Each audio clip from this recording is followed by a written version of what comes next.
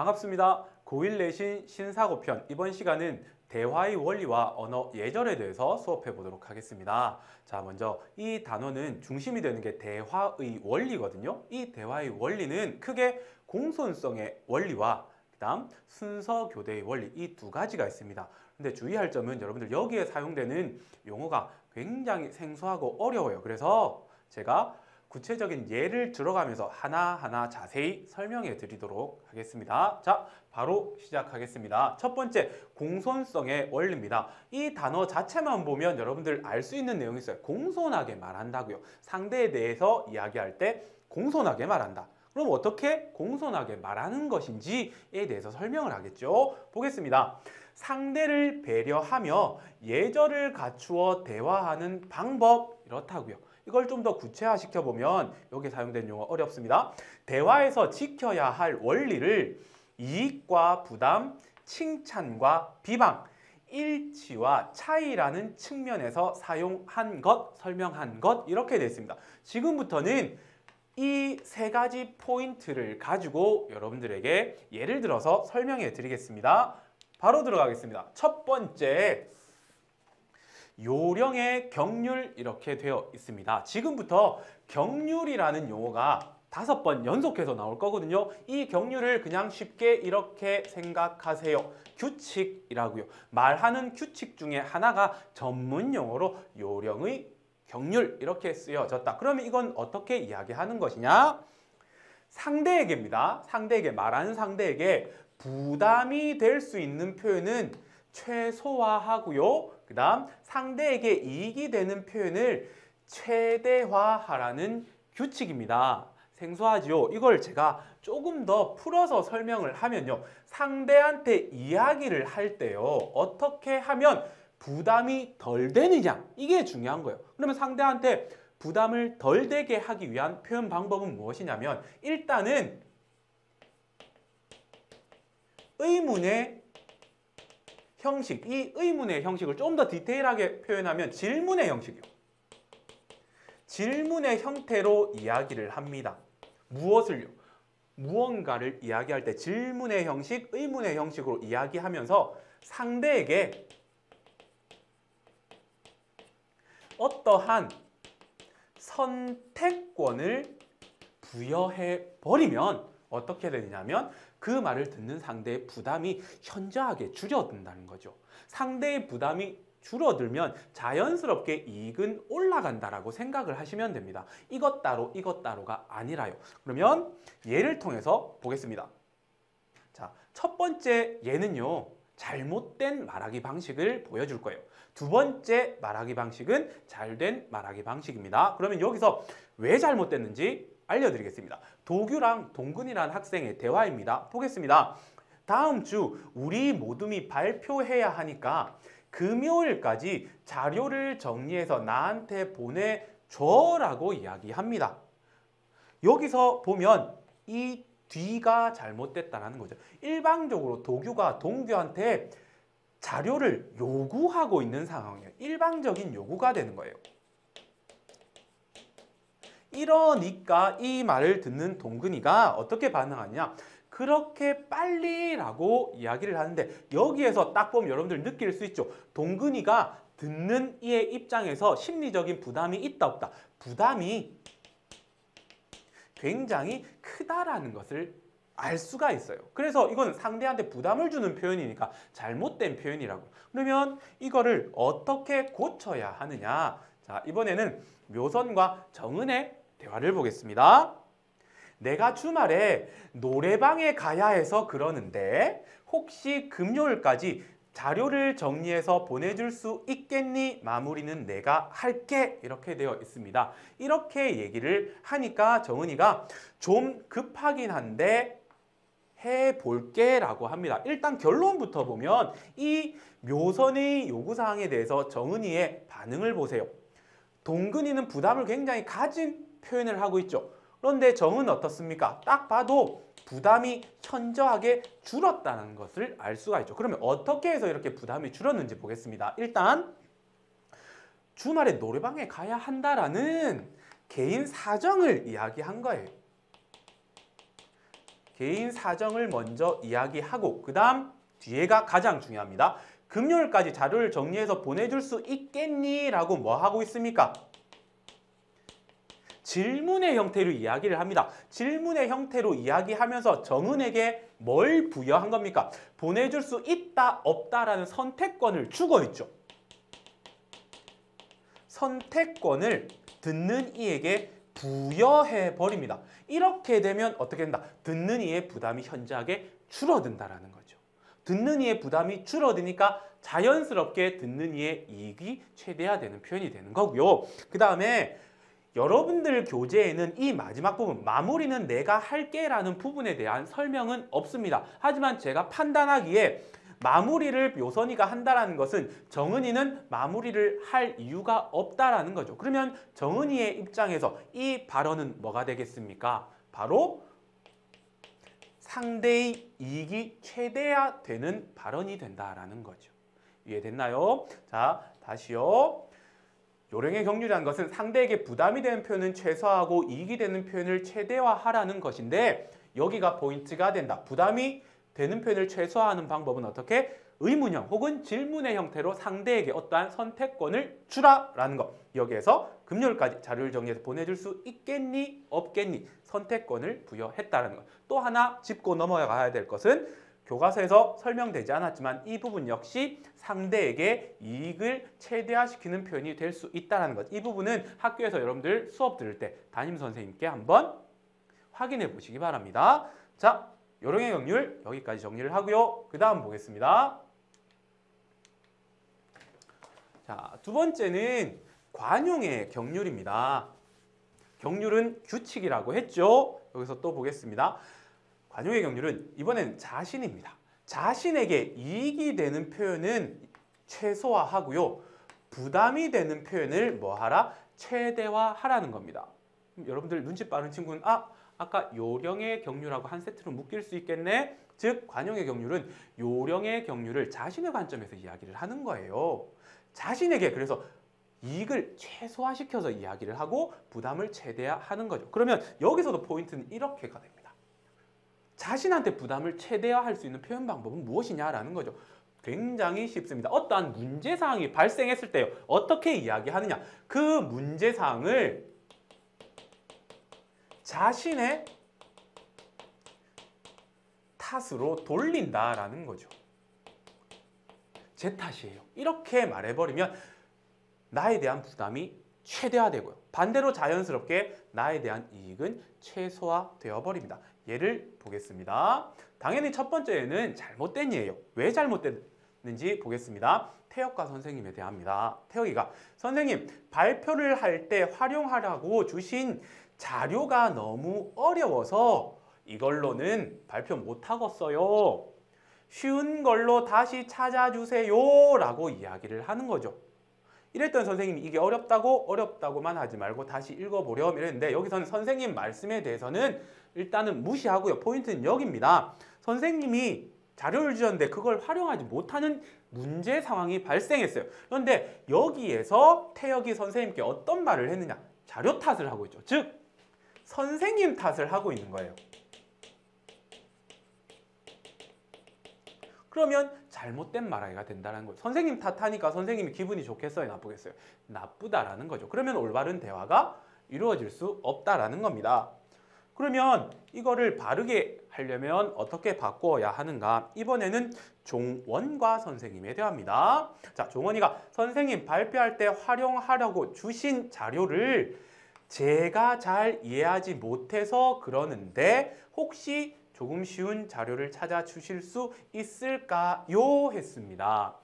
자, 똑같이 선생님이 다시 한번 읽어보겠니? 그래도 어렵다면 다른 자료를 찾아볼게. 선생님의 발언은 중요하지 않습니다. 문제사항을 여기서 짚어보겠습니다. 종원이가 바른 대화를 한 거라고요. 어떻게 해서 바른 대화를 하느냐? 여기 보세요. 자료 활용하는데 문제가 생긴 거예요. 그런데 얘가 어떻게 이야기했어요? 제가 잘 이해 못했다라는 거죠. 지금 뭡니까? 자료 활용할 수 없는 문제 상황을 자신의 탓으로 돌려버리는 거죠. 아까 태혁이는 어땠습니까? 선생님 탓. 여기서는요. 자신의 탓으로 돌려서 이 대화를 매끄럽게 이어가고 있다라는 거죠. 이해됐습니까? 가장 큰 포인트는 이 두 부분이 됩니다. 남 탓을 하느냐, 자신의 탓을 하느냐. 자, 그 다음 제가 제 눈에 보이는 거 따로 또 한번 설명을 해볼게요. 우리 앞부분에서 요령의 경륜을 배웠잖아요. 대화할 때 상대한테 직설적으로 뭔가를 요구하면 부담이 된다라고 했죠. 여기서도 보세요. 쉬운 걸로 다시 찾아주세요 라고 하면서 일방적인 요구를 하고 있죠. 그러면 선생님은 또 부담이 생긴다라고요. 남 탓하면서 요구하니까. 그런데 여기 보세요. 조금 쉬운 자료를 찾아주실 수 있을까요? 라고 하면서 선생님한테 질문의 형태로 선택권을 주고 있죠. 앞에 나온 걸 제가 여기 한번 적용시켜 봤어요. 여러분들 교과서에서는 물론 이거에 대한 언급은 없습니다. 그런데 수업 들으면서 여러분들 한번 선생님 이것도 요령의 경률에 해당되지 않을까요? 한번 확인해 보시기 바랍니다. 관용의 경률 자체에서는 시험 문제에 나올 부분은 딱 이 두 부분이 됩니다. 자, 그러면 관용의 경률은 여기까지가 되는 거고요. 자, 세 번째, 이제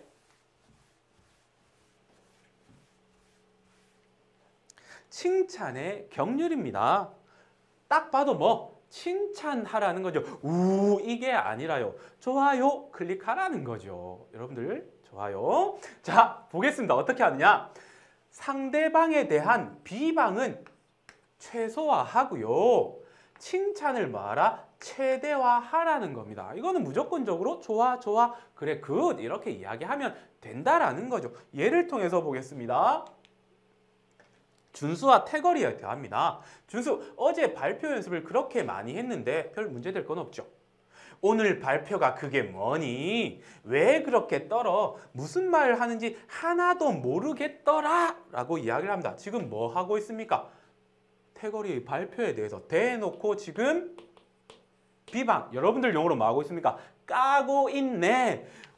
이렇게 한다고요. 그러니까 태거리가 너는 무슨 말을 그렇게 하니? 내 발표가 뭐가 어때서 네가 했으면 안 떨었을 것 같니? 라고 옳지 못한 반응이 온다라는 거죠. 여기서 중요한 건 태거리의 반응이 아니라 준수의 말하기가 포인트가 되고요. 출제될 겁니다. 뭐 하고 있습니까? 비방하고 있다고요. 그러면 이런 잘못된 말하기를 어떻게 고쳐야 하는지 보겠습니다. 이번에는 영훈과 준호에 대화합니다. 자, 영훈이가 어제 발표 연습을 많이 해서 그런지 오늘 발표 정말 잘하더라. 이해가 잘 됐어. 자, 조금 떠는 것 같긴 했는데 너였으니까 그나마 그 정도 떨었을 거야.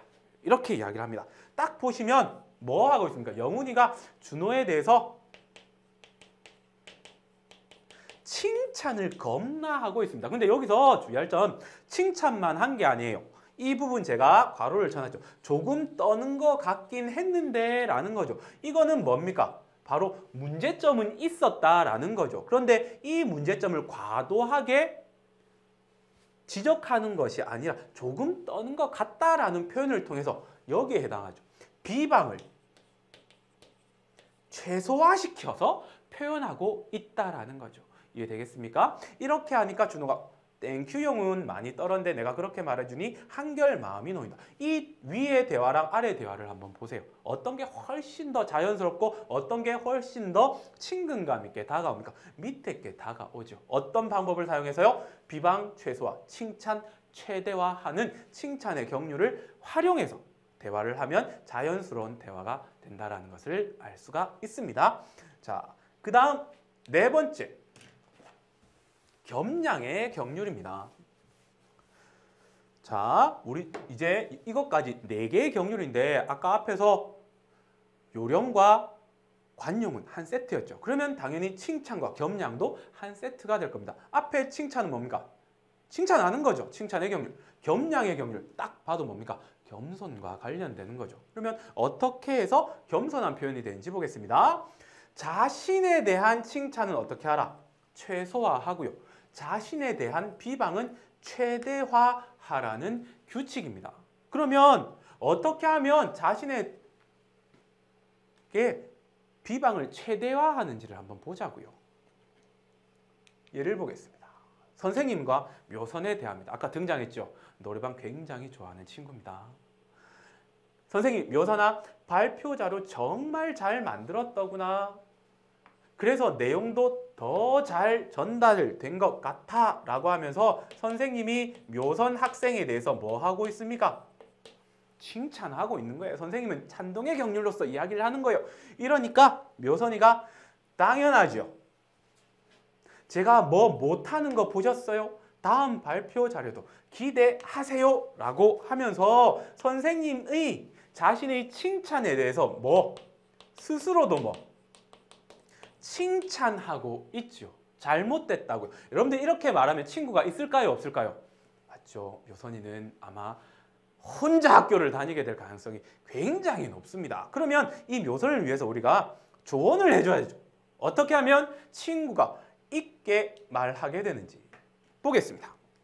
이번에는 선생님과 정은의 대화입니다. 선생님이 정은아 발표 자료 정말 잘 만들었더구나. 그래서 내용도 더 잘 전달된 것 같다라고 하면서 겁나 칭찬하십니다. 이에 대해서 정은이가 아니에요. 부족한 게 많았는데 친구들이 도와줘서 잘 만들 수 있었어요. 좋게 봐주셔서 고맙습니다. 라는 거죠. 딱 봐도 얘랑 차이가 나죠. 그러면 좀 더 디테일하게 이거를 적용시켜 볼게요. 지금 정은이가 선생님의 칭찬 사항에 대해서 뭐라고 하냐? 부족한 게 많았는데 친구들이 도와줘서 그렇게 할 수 있었다라는 거죠. 이 부분이 뭡니까? 나 문제점 많아요. 이런 거죠. 여기에서 뭐 자신에 대해서 비방을 최대화하고 있는 표현이 된다는 거죠. 이렇게 하면 선생님도 아니야 하면서 그 다음 대화가 이루어지는 거고요. 이렇게 하면 저 잘났죠? 이렇게 하면 어떻게 된다? 친구 없어진다고요. 자, 그러면 겸양의 경줄은 어떻게 말한다? 칭찬의 상황에서 뭐 하라? 자신에 대한 칭찬은 최대한 아끼고 비방을 최대화함으로써 효과적인 대화를 할 수가 있다라는 겁니다. 묘선이 잘 들었니? 자, 그 다음 마지막입니다.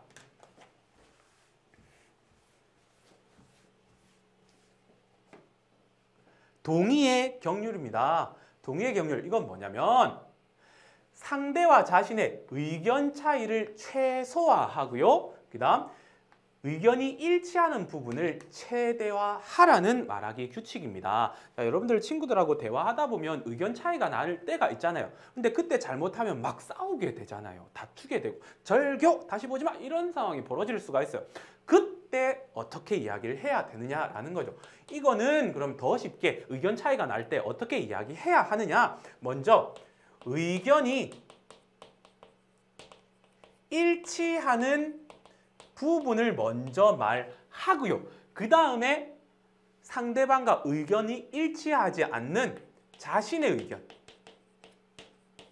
의견을 말하는 순서로 대화를 진행하면 효과적인 대화가 될 수 있다는 거죠. 그러면 예를 들어서 한번 보겠습니다. 연서와 우승의 대화입니다. 얘들아, 우리 발표 끝난 기념으로 다 같이 통닭 사 먹고 가자. 그동안 다들 힘들었잖아 라고 의견을 제시하지요. 친구가. 그러면 이 의견에 대해서 우승 보세요. 난 싫어. 일치하지 않는다라는 겁니다. 어제 발표 준비하느라 피곤한데 닭은 무슨 닭? 집에 가서 잘래? 라고 이야기하죠. 친구의 의견 대시에 대해서 직접적인 반대 의견을 제시하고 있는 대화 상황입니다. 잘못됐다라는 거죠. 그럼 어떻게 이야기를 해야 하느냐? 보겠습니다. 예지와 재원에 대합니다. 얘들아, 우리 발표가 끝난 기념으로 다 같이 통닭 사 먹고 가자. 그동안 다들 힘들었잖아 라고 하면서 의견을 제시합니다. 이에 대해서 재현이가 좋은 생각이야. 발표 준비하면서 하고 싶은 말도 많았을 텐데 이렇게 이야기를 하죠. 딱 이 부분만 끊어서 설명해 볼게요. 좋은 생각이야 라는 것은 공감한다라는 거죠. 혹은 동의하고 있다라는 겁니다. 일단 친구의 의견에 대해서. 그 다음에 그 친구의 의견에서 얻을 수 있는 뭐도 제시하고 있습니까? 효과도 제시하고 있는 거죠. 닭 먹으면서 그동안 말 못했던 했던 거 다 풀 수도 있다라는 효과까지 넌지시 언급해요. 하지만 이 재원도 다른 생각이 있었다라는 거죠. 우승은 바로 직접적으로 싫어라고 했죠. 근데 재원 보세요. 다만 오늘은 조금 피곤하니 내일 가는 건 어떨까라고 자신의 의견을 이야기합니다.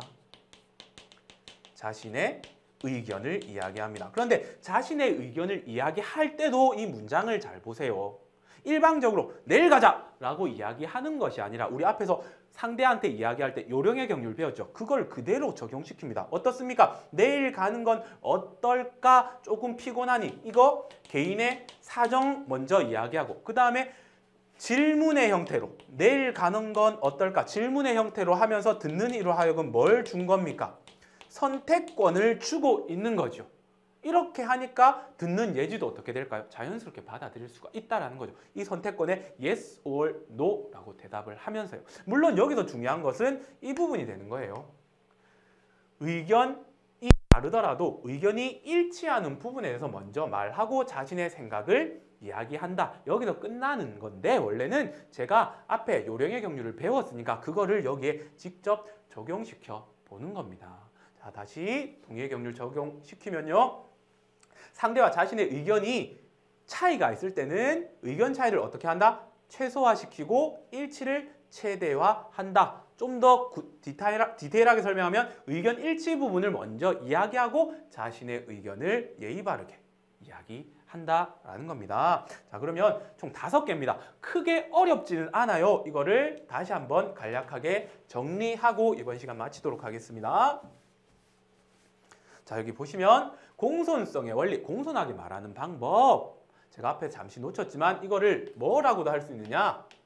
정, 중, 업, 법이라는 용어를 쓰시는 분도 계실 겁니다. 뭘 써도 괜찮습니다. 이렇게 말하는 방법은 요령의 경륜, 관용, 칭찬, 겸양, 동의의 경륜이다. 요령의 경륜은 상대에게 부담이 되는 표현은 어떻게 하라? 최소화하고 이익이 되는 표현을 최대화하라. 이거 어떻게 이야기하는 겁니까? 질문의 형태로 상대에게 뭐하라? 선택권을 주면 해결된다라는 거죠. 다음 관용의 경륜은 자신에게 이익이 되는 표현은 최소화하고 부담을 최대화하라. 그러면 자신에게 부담을 최대화하는 방법은 어떻게? 자신의 탓으로 돌려라. 다음 칭찬의 경륜은 굉장히 쉽습니다. 비방 최소화, 칭찬 최대화. 굿, 좋아요 이렇게 되는 거죠. 다음에 겸양의 경륜은 칭찬의 상황에서 자신에 대한 칭찬은 최소화하고 비방은 최대화하라. 그러면 겸손하게 말하는 것이 된다. 다음 마지막 동의의 경륜은 의견 차이가 있을 때 의견 차이를 최소화하고 일치한 것을 최대화하라. 다르게 표현하면 먼저 일치하는 부분을 이야기하고 마지막에 자신의 의견을 예의 바르게 이야기한다. 이렇게 되면 원활한 대화가 이루어질 수 있다라는 것 여러분들 쉽게 이해할 수 있을 겁니다. 자, 지금까지 공손성의 원리를 살펴보았습니다.